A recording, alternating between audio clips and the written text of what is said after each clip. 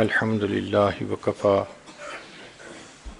وسلام على عباده الذين اصطفى أما بعد أعوذ بالله من الشيطان الرجيم بسم الله الرحمن الرحيم فاعلم أنه لا إله إلا الله وقال رسول الله صلى الله عليه وسلم افضل الذکر لا الہ الا اللہ سبحان ربک رب العزت عما یصفون وسلام علی المرسلین والحمد للہ رب العالمین اللہم صل علی سیدنا محمد وعلی آل سیدنا محمد وبارک وسلم۔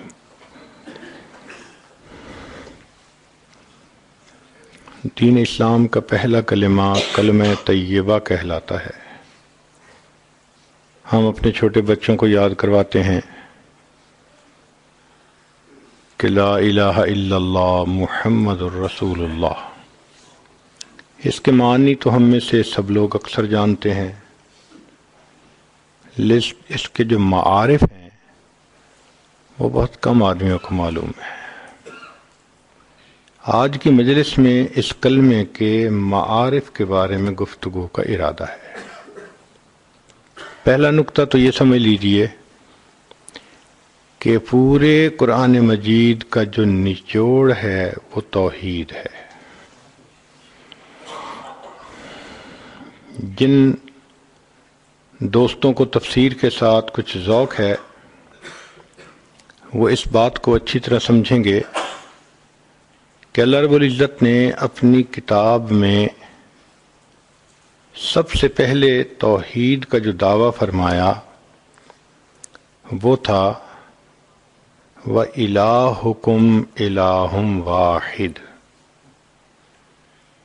ویسے بھی بات تو توحید کی شروع سے ہی چلتی آ رہی ہے، لیکن جو نتیجہ نکال کے کھری بات کی جاتی ہے یہ سورہ بقرہ میں رب کریم نے کھلے لفظوں میں فرما دیا کہ جان لو کہ تمہارا پروردگار ایک ہے۔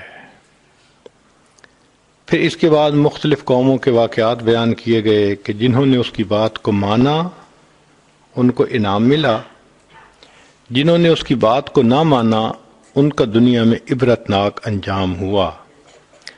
مگر یہ جو توحید کا سبق تھا اس کو دہراتے رہے، چنانچہ ایک جگہ فرمایا فَاعْلَمْ أَنَّهُ لَا إِلَٰهَ إِلَّا اللَّهُ، ایک جگہ پر فرمایا لا الہ الا انا فاتقون۔ یہ سلسلہ اسی طرح چلتا رہا حتیٰ کہ قرآن پاک کا جو نچوڑ ہے وہ سورہ فاتحہ ہے اور وہ بھی توحید ہے۔ فرمایا قُلْ هُوَ اللَّهُ أَحَدٌ اللَّهُ الصَّمَدُ لم یلد ولم یولد ولم یکن لہ کفوا احد۔ اس لیے سورہ اخلاص، سورہ اخلاص کا اللہ کے ہاں اتنا درجہ ہے کہ نبی علیہ السلام نے فرمایا من قرأ قل هو اللہ احد 10 مرات بنى اللہ لہ بیتا فی الجنہ، کہ جو شخص سورہ اخلاص کو 10 مرتبہ پڑھتا ہے اللہ اس کے بدلے جنت میں گھر بنا دیتے ہیں۔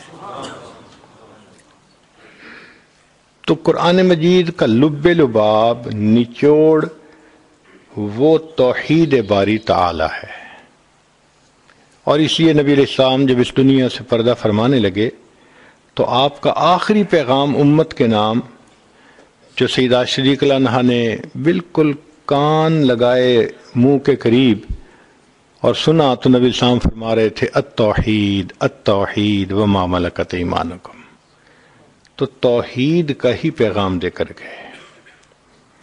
اگر آپ غور کریں تو محبت کے مختلف درجات ہوتے ہیں۔ جب کسی چیز کی محبت دل میں آئے تو سب سے پہلی کیفیت کو رغبت کہتے ہیں کہ فلاں چیز کی رغبت دل میں پیدا ہوئی، میرے دل میں فلاں چیز کی رغبت پیدا ہوئی۔ پھر جب وہ رغبت زیادہ راسخ ہو جاتی ہے تو اس چیز کو حاصل کرنے کی تمنا ہوتی ہے، اس کو طلب کہتے ہیں۔ اور جب کسی چیز کی طلب بڑھ جائے کہ اس بنا چین نہ آئے تو اس کو محبت کہتے ہیں. اور ایک چیز محبت سے بھی اور اعلیٰ. ایک مرتبہ اس عاجز نے نوجوانوں سے پوچھا کہ بتائیں محبت کی معراج کیا ہوتی ہے؟ کسی نے کہا محبوب کے نام پہ جان لٹا دینا، مال لٹا دینا. سب نے جوانوں والی باتیں کی. پھر کہنے لگے کہ جی آپ بتا دیں. تو اس عاجز نے ان کو بات سمجھائی کہ دیکھو محبت کی معراج یہ ہوتی ہے کہ محب اپنے محبوب سے اتنی محبت کرے کہ محبت میں بےتاب ہو کر اپنے محبوب کے قدموں پہ اپنا سر رکھ دے، اپنے محبوب کو اپنا معبود بنا لے. یہ محبت کی معراج ہوتی ہے. چنانچہ اللہ رب العزت سے بندے کا وعدہ ہے، لا الہ، نہیں کوئی معبود سوائے. اس کا معنی یہ ہوا کہ اے اللہ، میرے دل میں جو محبتوں کی انتہا ہوگی، جو معراج ہوگی، وہ فقط آپ ہی کے لیے ہوگی. تو یہ چھوٹا سا عہد نہیں جو بندہ اپنے رب سے کرتا ہے. اس لیے تو اللہ تعالیٰ اس کی زندگی کے پچھلے سب گناہوں کو معاف فرما دیتے ہیں. اب ذرا غور کیجئے کہ اللہ تعالیٰ اس تعلق کی جو کمزور قسم ہے رغبت، اس کو بھی غیر کے لیے پسند نہیں فرماتے. چنانچہ قرآن مجید میں فرمایا کہ ایمان والے کہتے ہیں انا الی اللہ راغبون، یعنی رغبت ہو تو دل میں اللہ کی ہو، پھر طلب ہو دل میں تو بھی اللہ کی. جو غیر کو طلب کرتے ہیں فرمایا ضعف الطالب والمطلوب، یہ طلب کرنے والے جن کو طلب کیا جا رہا ہے یہ بود ضعیف ہیں. پھر محبت ہو تو اللہ کی، فرمایا والذین آمنوا اشد حبا للہ. اور اگر عبادت انسان کرے تو وہ بھی اللہ کی، فرمایا فاعلم انہ لا الہ الا. اب یہاں نقطہ سمجھنے والا ہے کہ جو پروردگار ابتدائی کیفیت تعلق کی رغبت اس کو بھی غیر کے لیے پسند نہیں فرماتے، جو انتہائی کیفیت عبادت ہے اس کو کسی غیر کے لیے کیسے پسند فرمائیں گے؟ اس لیے فرمایا میرے بندے جو گناہ لے کے میرے پاس آئے گا میں بخش دوں گا، لیکن اگر شرک کر کے آئے گا میں تیرے اس گناہ کو کبھی معاف نہیں کروں گا.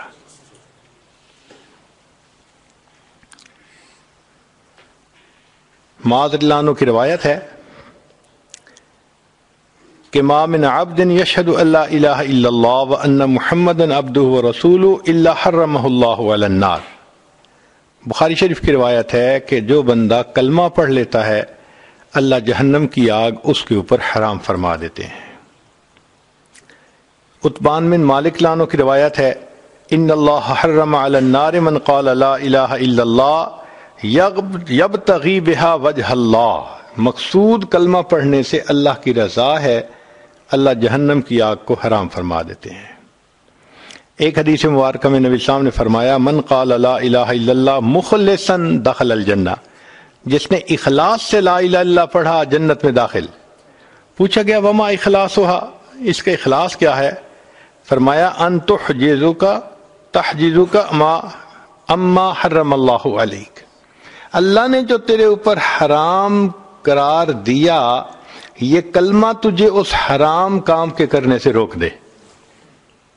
تو جس نے کلمہ ایسا پڑھا کہ وہ حرام کاموں سے رک گیا، یہ کلمہ اس کو جہنم سے نجات عطا فرمائے گا. اس لیے ایک حدیث پاک میں مستیقناً کا لفظ ہے، ایک میں ہے یصدق لسانہ، ایک میں ہے یقولها حقا من قلبہ، ایک حدیث میں ہے قد ذل بہا لسانہ واطمأن بہا قلبہ. اس کلمے کی کچھ شرائط ہیں جو قرآن مجید سے ثابت ہوتی ہیں. علم ہونا، چونکہ وقت کم ہے کچھ باتوں کو یہ عاجز بس صرف ریڈ کرے گا، امید ہے کہ آپ سمجھتے جائیں گے. تو علم ہونا، فرمایا فَاعْلَمْ أَنَّهُ لَا إِلَهَ إِلَّا اللَّهِ، یقین و نہ، انما المؤمنون الذین آمنوا باللہ ورسولہ ثم لم یرتابوا، شک نہیں ہونا چاہیے، یقین ہونا چاہیے، پھر قبول ہو۔ فرمایا اجعل الآلہۃ الہا واحدہ ان ھذا لشیء عجاب، پھر انقیاد اور استسلام ہو۔ انیبوا الی ربکم واسلموا لہ، پھر صدق ہو، والذی جاء بالصدق وصدق بہ، اخلاص ہو، مخلصین لہ الدین، اور محبت ہو۔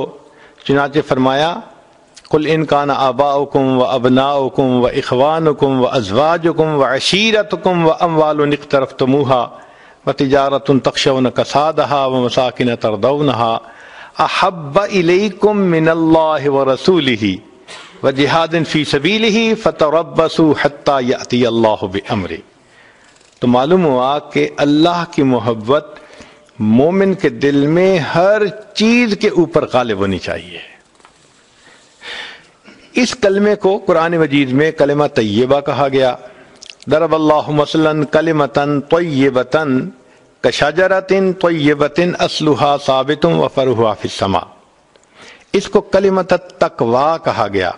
وعلمہم کلمۃ التقوی وکانوا احق بہا واہلھا، اس کو کلمۃ الحق کہا گیا۔ الا الا من شہد بالحق وہم یعلمون، کلمۃ الباقیہ قرآن پاک میں کہا وجعلھا کلمۃ باقیۃ فی عاقبہ لعلہم یرجعون، اس کو عہد کہا گیا کہ یہ بندے کا اللہ سے ایگریمنٹ ہے، عہد ہے۔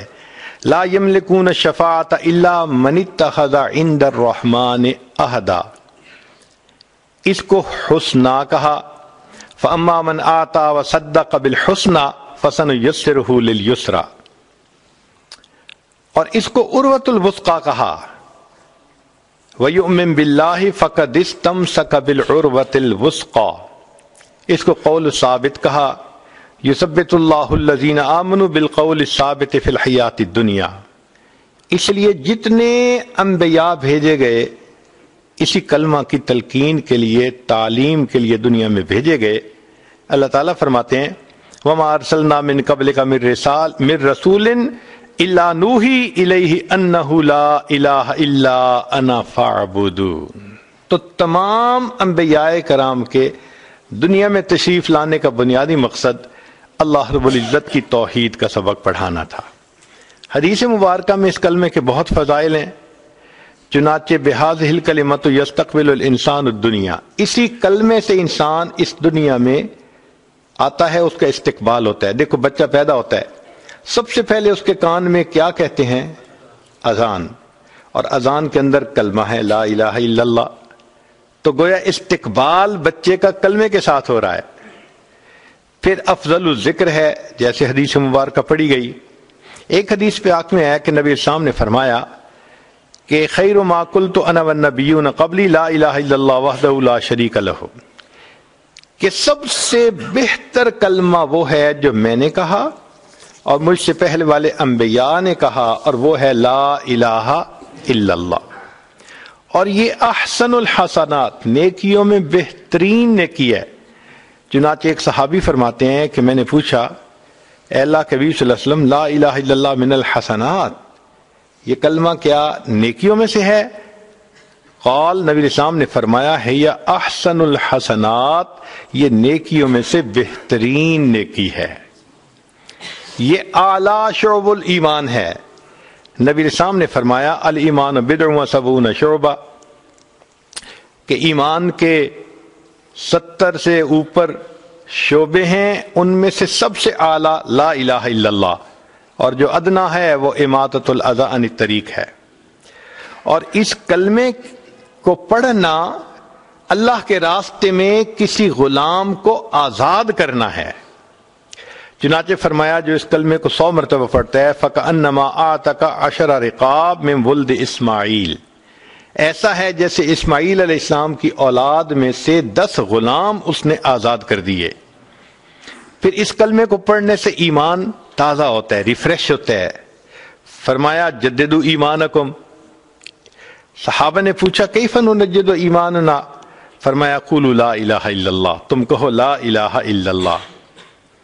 اور یہ کلمہ جب انسان پڑھتا ہے تو کلمہ پردوں کو، سب پردوں کو چاک کرتے ہوئے سیدھا اللہ تعالیٰ تک پہنچتا ہے۔ عبداللہ ابن عمر رضی اللہ عنہ اس کے راوی ہیں، فرماتے ہیں کہ نبی اسلام نے فرمایا لا الہ الا اللہ لیس لہا دون اللہ حجاب حتی تصل الیہ، کہ کلمے اور اللہ کے درمیان جتنے پردے ہیں سب پھٹ جاتے ہیں، کلمہ اپنے رب تک پہنچ جاتا ہے۔ جو شخص کلمہ پڑھتا ہے اللہ رب العزت اس کا جواب بھی دیتے ہیں، اس کی تصدیق کرتے ہیں۔ چنانچہ اذا قال العبد لا الہ الا اللہ واللہ اکبر صدقہ ربہ، اللہ رب العزت اس کی تصدیق کرتے ہیں۔ وقال، اور یہ جواب میں کہتے ہیں لا الہ الا انا وانا اکبر۔ سبحان اللہ، ذرا سوچئے تو صحیح، یہ کیسی عبادت ہے کہ بندہ زمین پہ کہتا ہے، پروردگار عالم اس بندے کا جواب دیتے ہوئے فرماتے ہیں کہ ہاں ٹھیک کہا، میں ہی معبود ہوں اور میں ہی سب سے بڑا ہوں۔ پھر یہ کلمہ جب کوئی بندہ پڑھتا ہے تو اللہ رب العزت اس کی طرف دیکھتے ہیں۔ ایسے مثال ہے جیسے کسی کا نام لو، وہ آنکھ اٹھا کے دیکھتا ہے کس نے میرا نام لیا، تو جو بندہ کلمہ پڑھتا ہے اللہ رب العزت اس بندے کی طرف دیکھتے ہیں۔ چنانچہ حدیث پاک میں ہے کہ جب کوئی بندہ کلمہ پڑھتا ہے الا فتح لہ فی السماء فتحا، حتیٰ کہ آسمان میں ایک سوراخ بنا دیا جاتا ہے، حتیٰ ینظر الی قائلہا من اہل الارض، اللہ زمین پہ کلمہ پڑھنے والے کی طرف دیکھتے ہیں، میرے کس بندے نے میری توحید کا اقرار کیا۔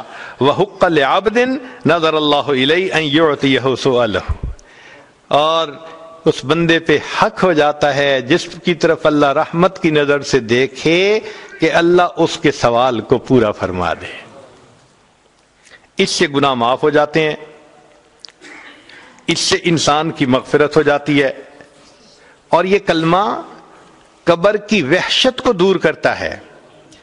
چنانچہ حدیث مبارکہ لیس علی اہل لا الہ الا اللہ وحشت فی قبورہم ولا فی نشورہم، جو کلمہ پڑھنے والے ہوں گے نہ قبر میں وحشت ہوگی نہ قیامت کے دن ان کو وحشت ہوگی، اور جو ایمان والے ہوں گے وہ قیامت کے دن کلمہ پڑھتے ہوئے کھڑے ہوں گے۔ ہی شعار المؤمنین اذا قاموا من القبور،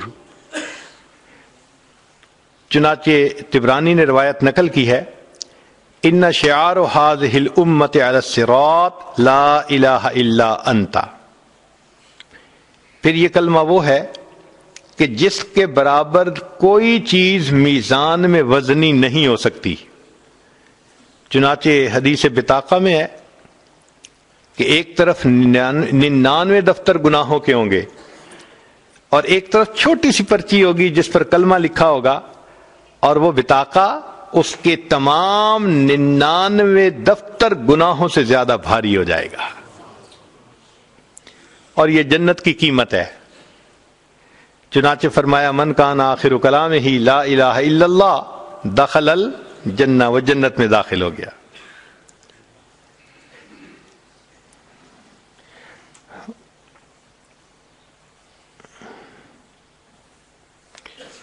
یہاں تک تو قرآن مجید کے جو قرآن مجید میں فضائل ہیں کلمہ کے یا حدیث مبارکہ میں ہیں وہ فضائل آپ نے سنے۔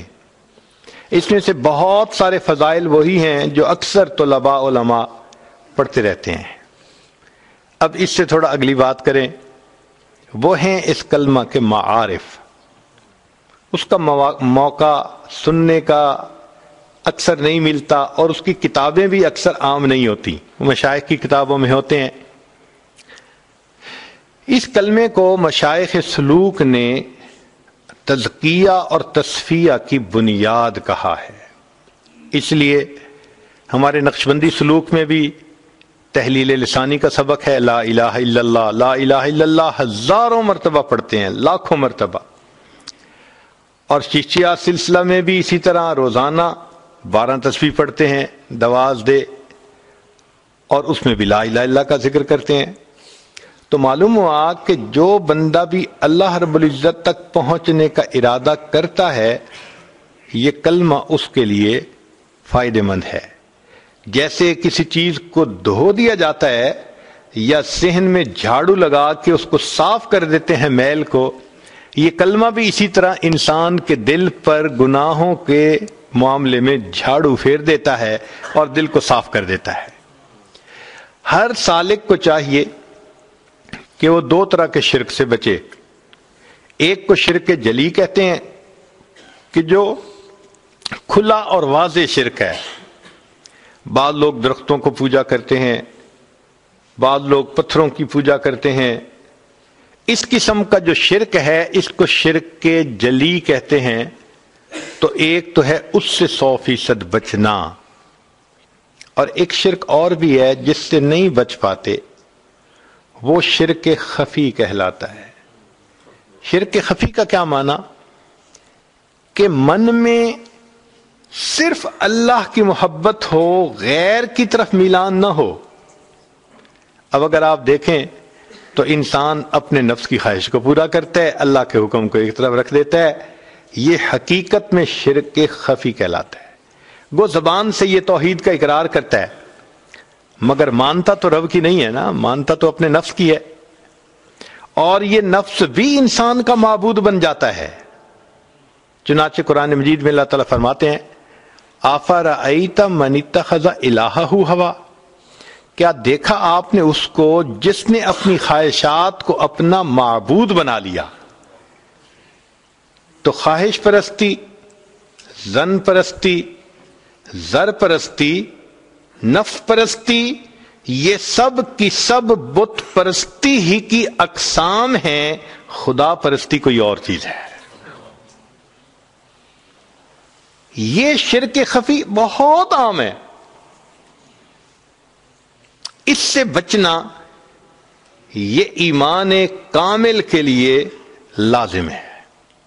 اور یہی ہماری محنت کا میدان ہے کہ ہم اتنی محنت کریں کہ ہم اپنے نفس کو پامال کریں، اس کو توڑیں اور اس کی انانیت ختم ہو جائے، حتیٰ کہ ہم اللہ رب العزت کی ہر حال میں عبادت کرنے والے بن جائیں.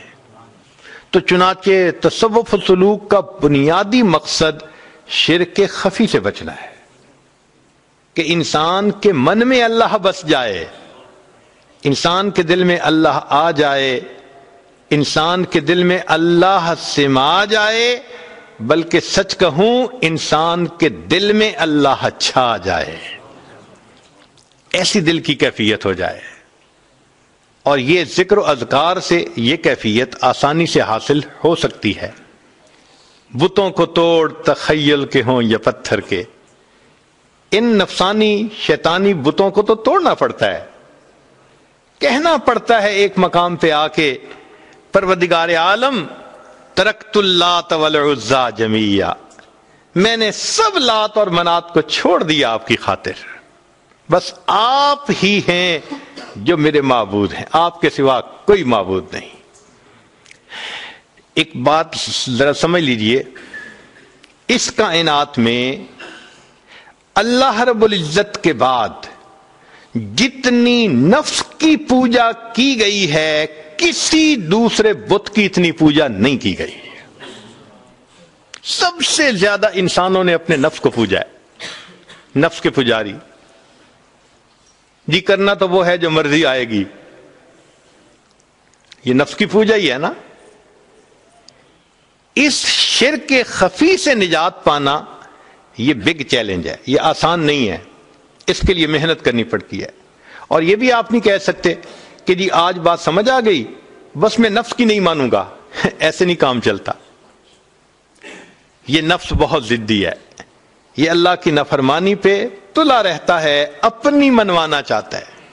اس کے زور کو توڑنے کے لیے پھر مجاہدے کرنے پڑتے ہیں، چاہے وہ کھانے پینے کے مجاہدے ہوں، چاہے اللہ والوں کی صحبت میں رہنے کا مجاہدہ ہو، اور چاہے ہر حال میں سنت کی اتباع کا مجاہدہ ہو. چونکہ باجیر بسطامی رحمۃ اللہ فرماتے تھے میں نے 20 سال تک مجاہدے کیے مگر ہر حال میں نبی علیہ السلام کی سنت پر عمل کرنے سے بڑا مجاہدہ میں نے دنیا میں کوئی نہیں دیکھا. تو مشائخ یہ مجاہدہ کرواتے ہیں اور پھر انسان کامل انسان بنتا ہے. پھر اس کے اندر سے ماں سوا کی محبت نکل جاتی ہے اور ایک اللہ رب العزت کی محبت اس کے دل میں آتی ہے. اسی لیے کہنے والے نے کہا عشق کی آتش کا جب شعلہ اٹھا ماں سوا معشوق سب کچھ جل گیا. عشق کی آتش کا جب شعلہ اٹھا ماں سوا معشوق سب کچھ جل گیا. تیغ لا سے یعنی لا کی تلوار سے تیغ لا سے قتل غیر حق ہوا. دیکھیے پھر بعد اس کے کیا بچا. پھر بچا اللہ باقی سب فنا. مرحبا اے عشق تجھ کو مرحبا.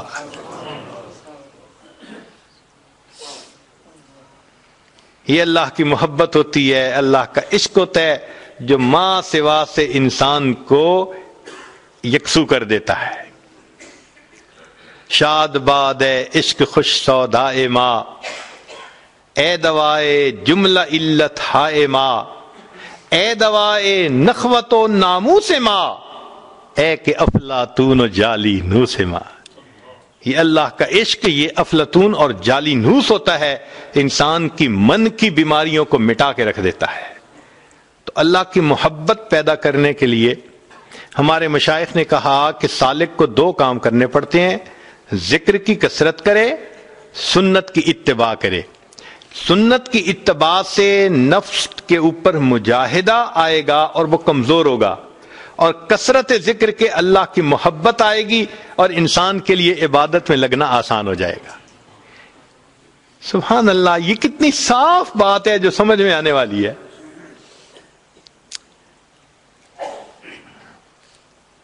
اب یہاں تک کہ جو معارف تھے یہ بھی سمجھ میں آنے والے تھے.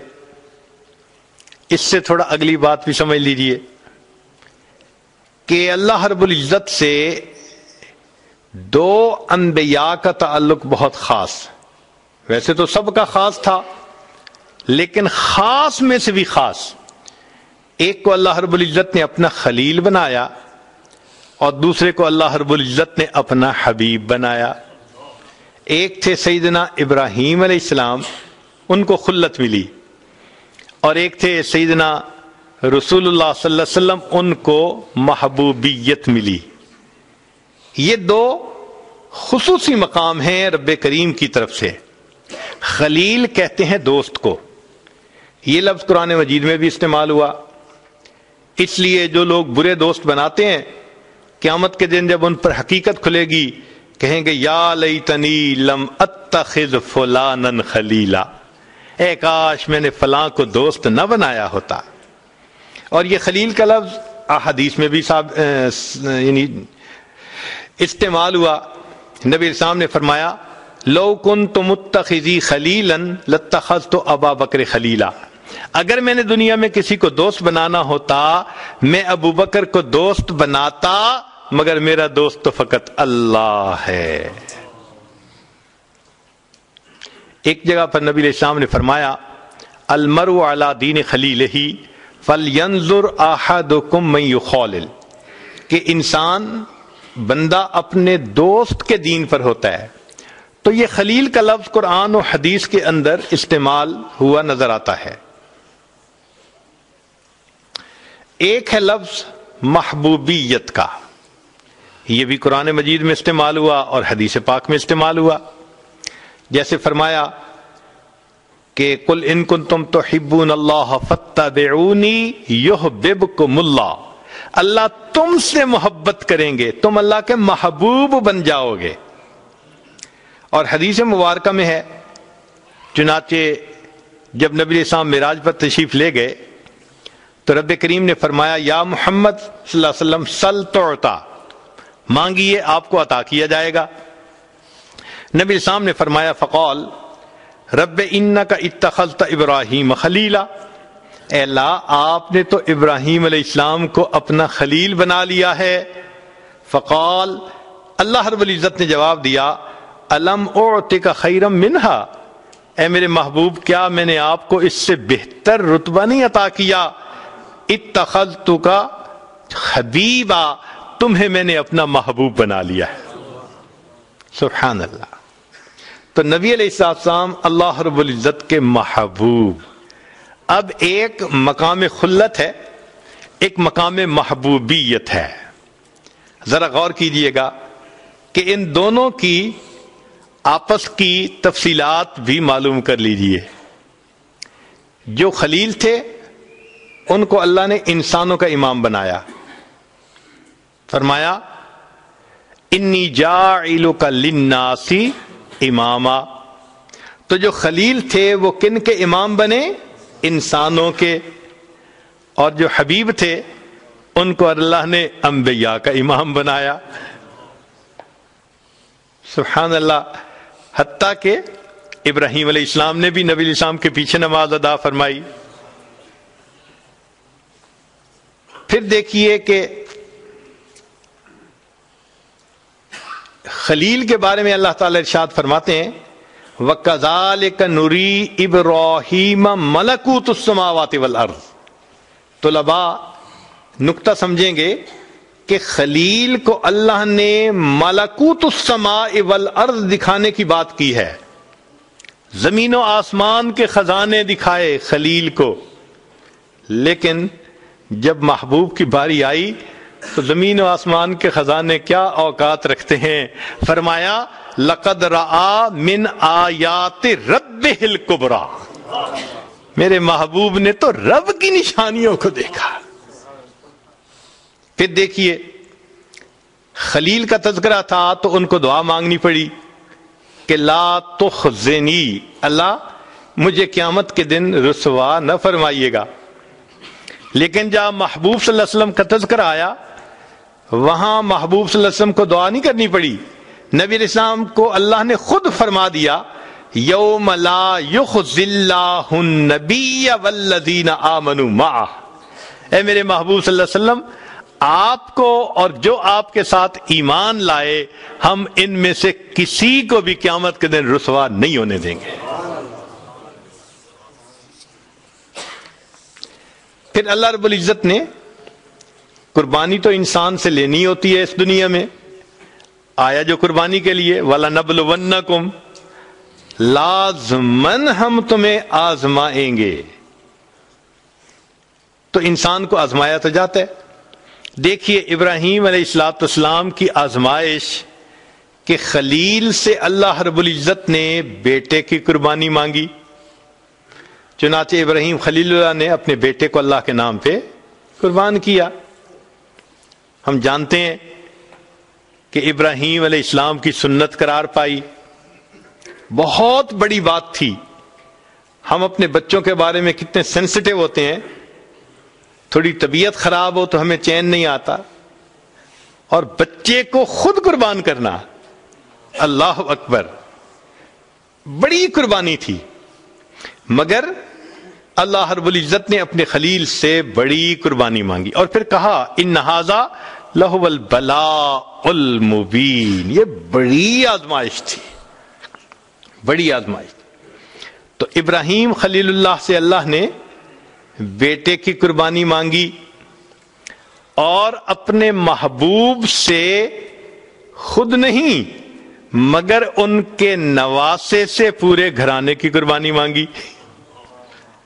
چنانچہ نبی علیہ السلام سیدنا حسین رضی اللہ عنہ کو جب پیار کرتے تھے تو ان کے چہرے پہ بھی بوسہ دیتے تھے، گلے پہ بھی بوسہ دیتے تھے، اور فرماتے تھے کہ یہ بچہ ہوگا جو اللہ کے راستے میں شہید کیا جائے گا۔ محبوب کو اطلاع دے دی گئی تھی، فرمایا محبوب آپ کی تو شان بڑی اونچی ہے، ہم نے آپ سے قربانی کیا لینی، جو آپ کے شاگرد دنیا میں ہوں گے وہ ایک قربان کرنے کی بجائے اللہ کے نام پہ پورے گھرانے کو قربان کرنے کی مثالیں قائم کر دیں گے۔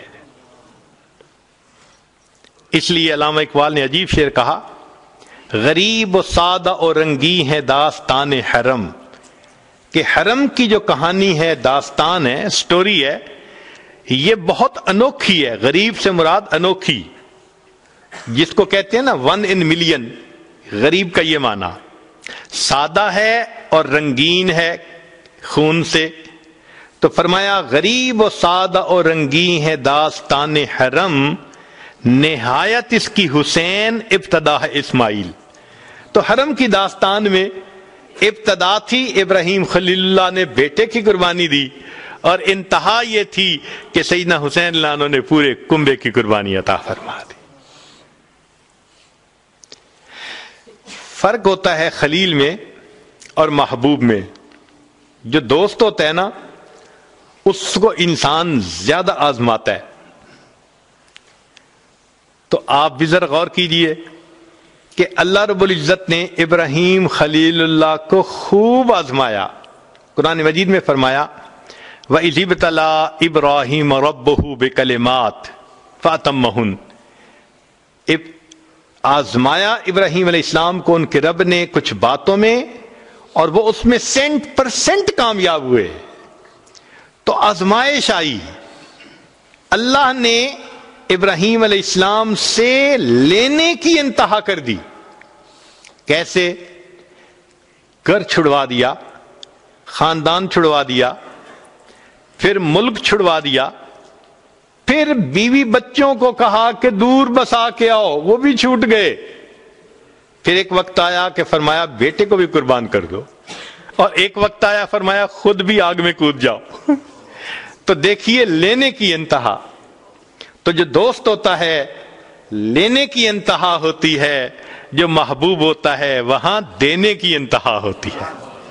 نبی علیہ السلام کے بارے میں اللہ فرماتے ہیں وَعَلَّمَكَ مَا لَمْ تَكُنْ تَعْلَمْ وَكَانَ فَضْلُ اللَّهِ عَلَيْكَ عَظِيمًا۔ اے میرے محبوب آپ پر تو اللہ کا بہت فضل ہے۔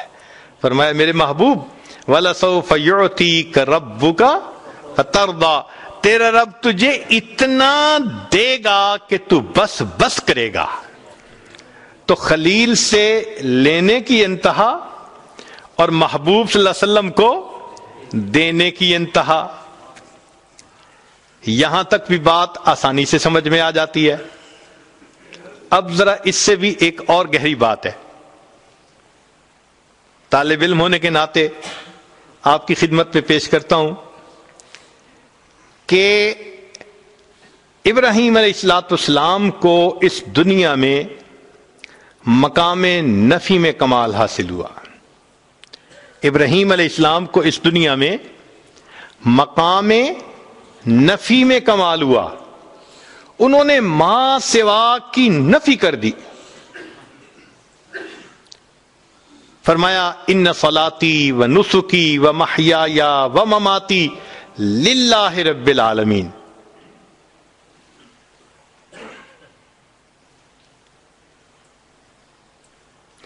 اور پھر فرمایا کہ میرے یہ حکم ہوا وما انا من المشرکین، اور میں مشرکین میں سے نہیں ہوں۔ انی وجہت وجہی للذی فطر السماوات والارض حنیفا وما انا من المشرکین۔ تو نفی کر دی انہوں نے معبودوں کی۔ ایک اللہ کے اوپر ایسا ایمان تھا کہ ماں سوا کے بتوں کو توڑ کے رکھ دیا۔ یہ ابراہیم علیہ السلام کے اس دنیا میں کمال تھا۔ مقام نفی میں جتنا کمال ان کو حاصل ہوا اتنا کسی کو حاصل نہیں ہوا۔ چنانچہ ایک وقت وہ بھی آیا کہ جب دنیا کے اسباب تو چھوٹ گئے تھے، جبرائیل علیہ السلام مدد کرنے کے لیے آئے کہ میں آپ کو آگ سے بچاؤں، اللہ کا حاجہ۔ تو ابراہیم علیہ السلام نے فرمایا کیا میرا پروردگار جانتا ہے کہ میں اس حال میں ہوں؟ انہوں نے کہا ہاں اللہ تعالیٰ جانتے ہیں۔ فرمانے لگے حسبی سؤالی علمہ بحالی، کہ اللہ رب العزت جانتے ہیں میں کس حال میں ہوں، اس بات نے مجھے تجھ سے مدد مانگنے سے منع کر دیا۔ میرا رب جو جانتا ہے، میں کسی کی مدد نہیں چاہتا۔ جب اللہ نے انتہا دیکھی نا ابراہیم علیہ السلام کی نفی کی، فرمایا وَإِبْرَاهِيمَ الَّذِي وَفَّى، ابراہیم تو بڑا وفادار نکلا، تو نے وفا دکھا دی کہ واقعی بندے کو ایسا ہونا چاہیے اپنے مالک کے ساتھ۔ تو ابراہیم علیہ السلام کو مقام نفی میں کمال، اور یہ بات ایسے نہیں کہ زبانی کہی جا رہی ہے، اس کی تصدیق اس پروردگار نے کی جو سینوں کے بھید جانتا ہے۔ چنانچہ ابراہیم علیہ السلام کے بارے میں اللہ فرماتے ہیں ان ابراہیم کان امہ قانتا للہ حنیفا ولم یک من المشرکین، اور وہ مشرکین میں سے نہیں تھے۔ اللہ رب العزت کا کسی کے بارے میں کہہ دینا کہ ان میں شرک نہیں تھا، اس کو نفی کا کمال نہ کہیں تو اور کیا کہہ سکتے ہیں۔ اس لیے فرمایا میرے محبوب وما کان من المشرکین، ابراہیم علیہ السلام مشرکوں میں سے نہیں تھے، آپ ان کی ملت کی پیروی کیجئے۔ ثم اوحینا الیک ان اتبع ملت ابراہیم حنیفا وما کان من المشرکین۔ تو ابراہیم علیہ السلام وہ شخصیت ہیں کہ جن کو بائی نیم اللہ نے کہا کہ وہ مشرک نہیں تھے۔ یہ مقام نفی میں کمال ہے، اور یہ صرف ابراہیم علیہ السلام کا تذکرہ ہے قرآن پاک میں۔ تو ابراہیم علیہ السلام جو خلیل تھے ان کو کس میں کمال حاصل ہوا؟ مقام نفی میں، یعنی ما سوا جو باطل معبود ہیں ان کی انہوں نے کامل نفی کر کے دکھا دی۔ اور اللہ کے محبوب صلی اللہ علیہ وسلم کا معاملہ وہ کچھ اور ہے، ان کو اللہ نے مقام نفی میں بھی کمال عطا فرمایا اور مقام اس بات میں بھی کمال عطا فرمایا۔ ذرا غور کیجئے گا، مقام نفی میں بھی کمال عطا فرمایا اور مقام اس بات میں بھی کمال عطا فرمایا۔ وہ کیسے؟ ہم اور آپ جتنے ہیں نا، ہمارا ایمان بن دیکھے، اب بن دیکھے اور دیکھے میں فرق تو ہوتا ہے نا۔ یہ تو نہیں نہ ہو سکتا کہ بھئی انسان دیکھ لے اور اس میں اس کو کوئی اضافہ محسوس نہ ہو۔ خود نبی علیہ السلام نے فرمایا کہ الشاہد یرا ما لا یرا الغائب، کہ غائب جو چیز نہیں دیکھ سکتا وہ دیکھنے والا دیکھ لیا کرتا ہے۔ ایک حدیث پاک میں نبی علیہ السلام نے فرمایا لیس الخبر کالمعائنۃ، دیکھنا اور ہے اور خبر کو ماننا اور ہے۔ ہمارا جتنا بھی ایمان پکا ہو، مگر مومن کا کامل جو ہوگا نا مقام، وہ جنت میں رویت باری تعالی پر منحصر ہے۔ جب دیکھیں گے تب کمال حاصل ہوگا۔ دنیا میں تو بس ایمان ہے جو ہم نے پکا کیا ہوا ہے، یہیں تک درجہ پا سکتے ہیں۔ تو اس بات کا کمال رویت باری تعالی پر منحصر ہے، اور اس دنیا میں جتنے انبیاء آئے سب کا ایمان غیب پہ تھا۔ ایک اللہ کے حبیب صلی اللہ علیہ وسلم ہی ایسے ہیں جنہیں اللہ نے دنیا میں معراج پہ بلا کے اپنا دیدار عطا فرما دیا۔ اس لیے نبی علیہ السلام کو اس بات میں بھی کمال حاصل ہو گیا۔ تو خلیل کو مقام نفی میں کمال حاصل ہوا، اور محبوب صلی اللہ علیہ وسلم کو نفی میں بھی اور اس بات میں بھی کمال حاصل ہوا۔ یہ اللہ رب العزت نے اپنے محبوب صلی اللہ علیہ وسلم پر نعمت عطا فرما دی۔ یہاں تک بھی بات سمجھ میں آتی ہے۔ ایک نقطہ اور کہ ابراہیم علیہ الصلوۃ والسلام کے بارے میں ایک درود شریف ہے جو ہم نماز میں پڑھتے ہیں، اللہم صلی علی محمد وعلی آل محمد کما صلیت علی ابراہیم وعلی آل ابراہیم انک حمید مجید۔ تو یہ درود شریف تو بتاتا ہے کہ کچھ تو نعمت ایسی تھی جو ابراہیم علیہ السلام پر اللہ نے عطا فرمائی، جس کو پانے کی تمنا اللہ کے محبوب صلی اللہ علیہ وسلم کے دل میں بھی تھی۔ بھئی درود شریف بتا رہے ہیں نا کہ اللہ جیسے ان پر، ان کے آل پر رحمت نازل فرمائی، محمد صلی اللہ علیہ وسلم ان کی آل پر بھی نازل فرما دیجئے۔ تو کچھ تو ہے نا اندر کہ جس کو طلب ہے دل میں، تمنا ہے دل میں۔ تو بھئی کیا تھا؟ یہ نقطہ جلدی سمجھ میں نہیں آتا، چلیں کچھ سادے لفظوں میں کھولنے کی کوشش کرتے ہیں اس کو۔ حقیقی طور پہ تو امام ربانی حضرت مجدد الفسانی رحمت اللہ علیہ نے اپنے مکتوبات میں کھولا ہے، دل خوش ہوتا ہے اس کی تفصیلات کو پڑھ کر۔ تاہم قصہ مختصر یہ ہے کہ محبت دو طرح سے ہوتی ہے، ذرا غور فرمائیے گا۔ محبت دو طرح سے ہوتی ہے، ایک کو کہتے ہیں محبت ذاتی،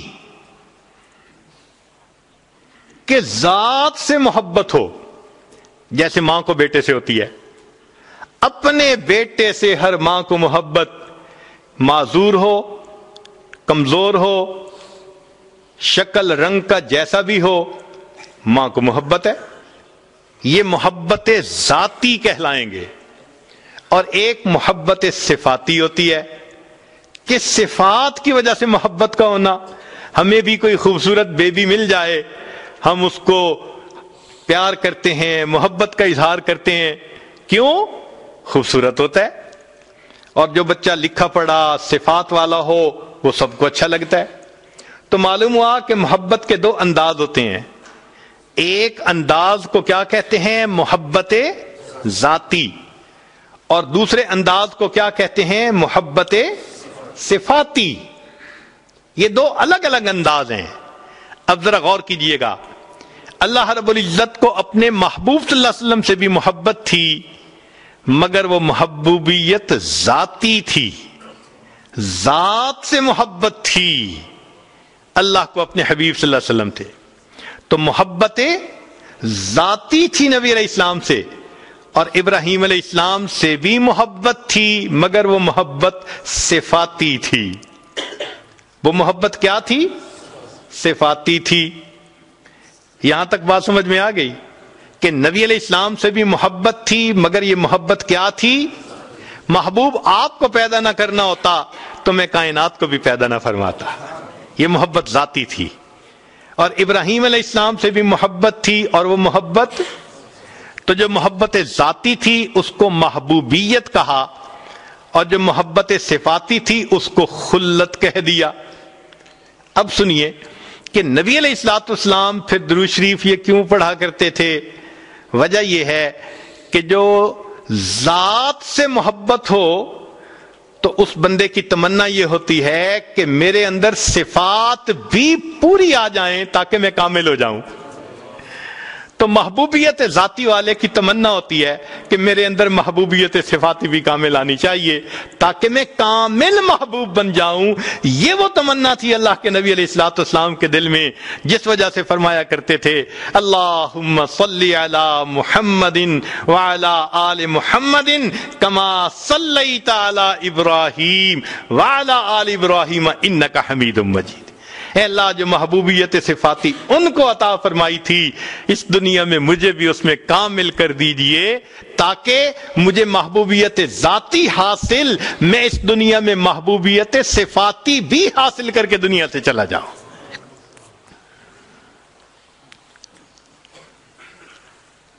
اب ایک اس سے اگلی بات کہ کلمے کے دو حصے ہیں، لا الہ الا اللہ، اس کو کلمہ کہا۔ اس کے دو حصے ہیں، پہلا ہے لا الہ، یہ مقام نفی ہے۔ لا الہ جو دیکھا گیا، سنا گیا، جانا گیا، سب اللہ کا غیر ہے، اس کی نفی کرنے کی ضرورت ہے۔ انسان اللہ کو کبھی بھی اپنے دماغ میں نہیں سمجھ سکتا کہ یہ اللہ ہے۔ وہ ہماری سوچوں سے بلند ہے، ہمارے خیالات سے بلند ہے، ہمارے حدود سے بلند ہے۔ تو لا الہ کو کیا کہا؟ مقام نفی کہا۔ اور الا اللہ یہ مقام اس بات ہے کہ ایک اللہ کا اس بات کرنا ہے، تو اس کو نفی اس بات کہتے ہیں۔ لیکن پورا کلمہ ہے لا الہ الا اللہ محمد الرسول اللہ۔ ہمارے مشائخ نے، مشائخ ذکر و سلوک نے، تصوف نے اس کو یوں سمجھایا کہ لا الہ یہ طریقت ہے، لا الہ یہ کیا ہے؟ طریقت ہے، اور الا اللہ یہ حقیقت ہے۔ لا الہ کیا ہے؟ چنانچہ جتنا ذکر و سلوک ہے، اس ذکر و سلوک سے مراد نہ کشف ہیں، نہ کرامات ہیں، نہ خواب ہیں، نہ دعاؤں کا قبول ہونا، نہ مقدموں کا فتح ہونا، نہ دشمن پہ غلبہ ہونا، کوئی مقصد بھی نہیں۔ صرف ایک مقصد ہے کہ من سے سب باطل معبودوں کی محبت ختم ہو جائے۔ تو لا الہ یہ طریقت ہے اور الا اللہ یہ حقیقت ہے اور محمد الرسول اللہ یہ شریعت ہے. ایک کلمے کے اندر تینوں کی معرفت اللہ نے عطا فرما دی. اللہ تعالیٰ اس کلمے کو بار بار پڑھنے کی اور اس کلمے کا جھاڑو اپنے دل پر پھیرنے کی توفیق عطا فرمائے. کہنے والے نے کیا پیاری بات کہی, تیرے سوا معبود حقیقی کوئی نہیں ہے, کوئی نہیں. تیرے سوا مشہود حقیقی کوئی نہیں ہے, کوئی نہیں. تیرے سوا محبوب حقیقی کوئی نہیں ہے, کوئی نہیں. تیرے سوا مسجود حقیقی کوئی نہیں ہے, کوئی نہیں. اب تو رہے بس تادم آخر ورد زباں اے میرے الہ, لا الہ الا اللہ, لا الہ الا اللہ. یاد میں تیری سب کو بھلا دوں, کوئی نہ مجھ کو یاد رہے. یاد میں تیری سب کو بھلا دوں, کوئی نہ مجھ کو یاد رہے. تجھ پر سب گھر بار لٹا دوں, خانہ دل آباد رہے. یاد میں تیری سب کو بھلا دوں, کوئی نہ مجھ کو یاد رہے. تجھ پر سب گھر بار لٹا دوں, خانہ دل آباد رہے. سب خوشیوں کو آگ لگا دوں, غم سے تیرے دل شاد رہے. سب کو نظر سے اپنی گرا دوں, تجھ سے فقط فریاد رہے. اب تو رہے بس تادم آخر ورد زباں اے میرے الہ, لا الہ الا اللہ, لا الہ الا اللہ محمد الرسول اللہ. دعا سے پہلے یہ آج اس توبہ کے کلمات پڑھائے گا, دل میں نیت کر لیجئے کہ ہم پچھلے گناہوں سے سچی پکی توبہ کر رہے ہیں, آئندہ نیکوکاری کی زندگی گزارنے کا ارادہ کر رہے ہیں.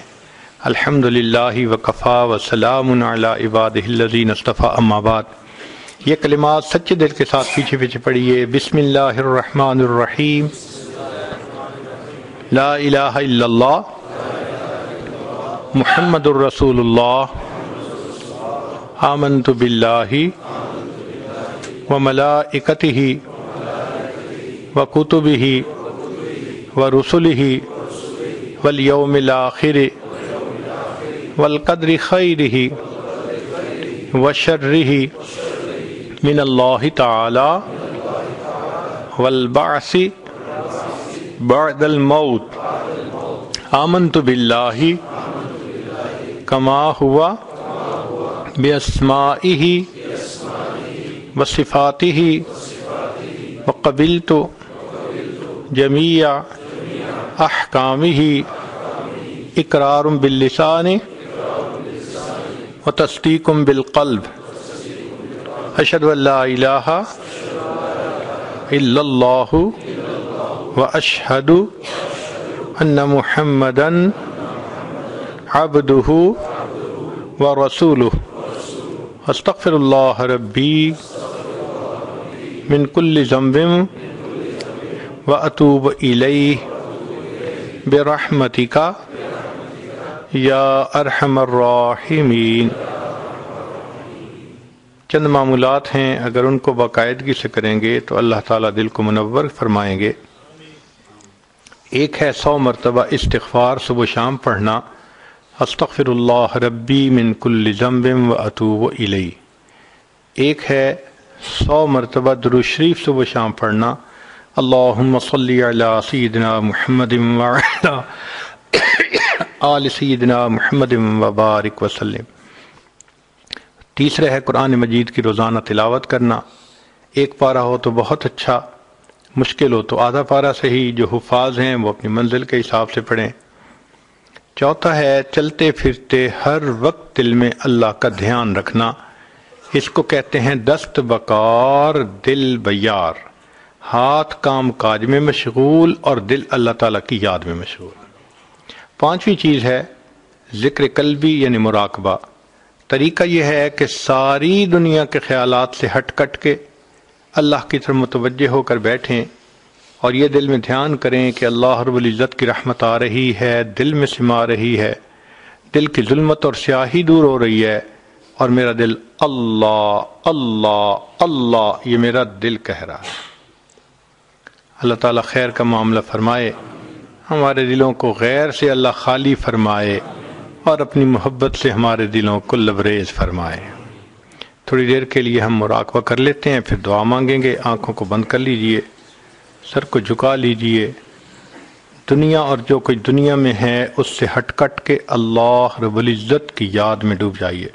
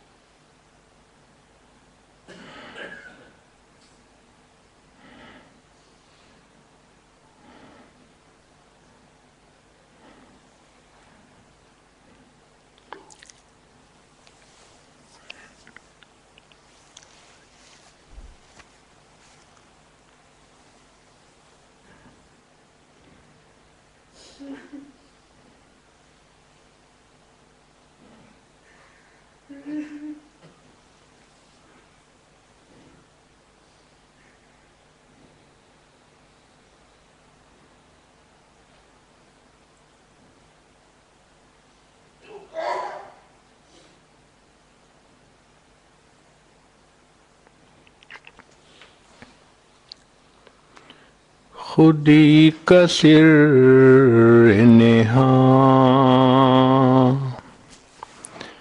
خودی کا سر نہاں، لا الہ الا اللہ، لا الہ الا اللہ، خودی ہے تیغ فساں، خودی ہے تیغ فساں، لا الہ الا اللہ، لا الہ الا اللہ۔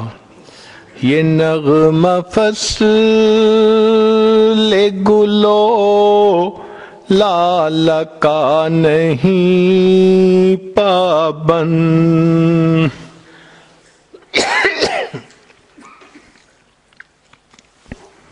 یہ نغمہ فصل گلو لال کا نہیں پابند، بہار ہو کہ خزاں، بہار ہو کہ خزاں، لا الہ الا اللہ، لا الہ الا اللہ۔ یہ مال و دولت دنیا، یہ رشتہ او پیوند، یہ مال و دولت دنیا، یہ رشتہ او پیوند، فریب سود و زیاں، فریب سود و زیاں، لا الہ الا اللہ، لا الہ الا اللہ۔ خرد بنی ہے زمان و مکان کی زناری، خرد بنی ہے زمان و مکان کی زناری، نہ ہے زمان نہ مکان، نہ ہے زمان نہ مکان، لا الہ الا اللہ، لا الہ الا اللہ۔ اگرچہ بت ہیں جماعت کی آستینوں میں، اگرچہ بت ہیں جماعت کی آستینوں میں، مجھے ہے حکم اذان، مجھے ہے حکم اذان، لا الہ الا اللہ، لا الہ الا اللہ۔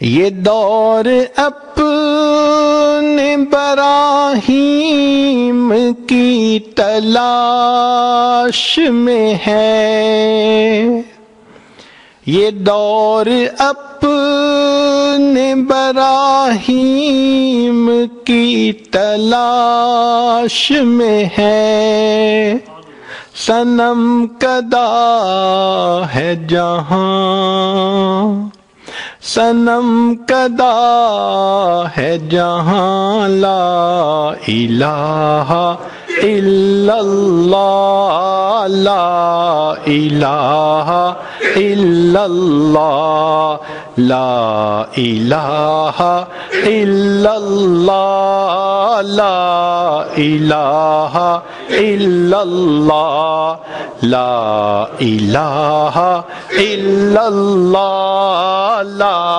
الہ الا اللہ، لا الہ الا اللہ، لا الہ الا اللہ، محمد رسول اللہ۔